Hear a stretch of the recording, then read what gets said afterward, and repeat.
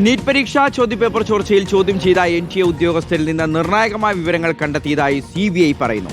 പിടിയിലായ ഉദ്യോഗസ്ഥർ വൻ ശൃംഖലയുടെ ഭാഗമെന്നാണ് സംശയം. കെമിസ്ട്രി പരീക്ഷയുടെ മുഴുവൻ ചോദ്യങ്ങളും ചോർന്നുവെന്നാണ് കണ്ടെത്തൽ. ആദിൽ പാലോടുണ്ട് വിശദാംശങ്ങൾ നൽകാൻ. അതിൽ അപ്പോൾ ഇനി പ്രധാനമായിട്ടും മുൻവർഷങ്ങളിലെ ഈ ചോദ്യപേപ്പർ ചോർന്നിരിക്കാമെന്നുള്ളൊരു സംശയം അതിലേക്ക് കൂടി CBI പോകുന്നുണ്ട്. ആ നിഗമനത്തിലേക്ക് കൂടി എത്തുമ്പോൾ അന്വേഷണം ഇനി എങ്ങനെയായിരിക്കും?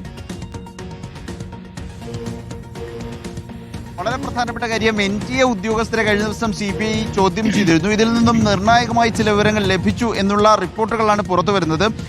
ഈ ക്രമക്കേടുകളിലും ചോദ്യപേപ്പർ ചോർന്നതിലും NTAക്കുള്ളിലെ ഉദ്യോഗസ്ഥർക്ക് പങ്കുണ്ടോ എന്ന നിലയിലുള്ള സംശയങ്ങൾ ശക്തമാവുകയാണ്. അതിൻ്റെ കൂടി അടിസ്ഥാനത്തിലാണ് കൂടുതൽ കേന്ദ്ര സർക്കാർ ഉദ്യോഗസ്ഥരെ NTAയിൽ നിയമിക്കാനുള്ള തീരുമാനം വിദ്യാഭ്യാസ മന്ത്രാലയം എടുത്തിരിക്കുന്നത്. 4 ഉദ്യോഗസ്ഥരെ ഇതിനോടകം നിയമിച്ചു കഴിഞ്ഞു.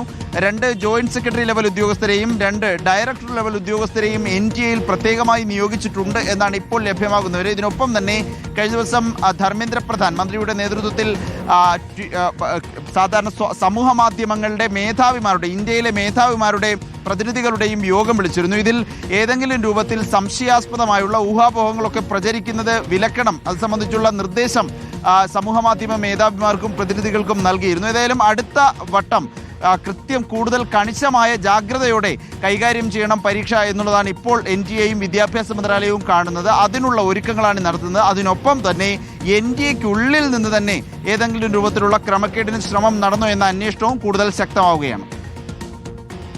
വിശദാംശങ്ങൾ നൽകിയത്.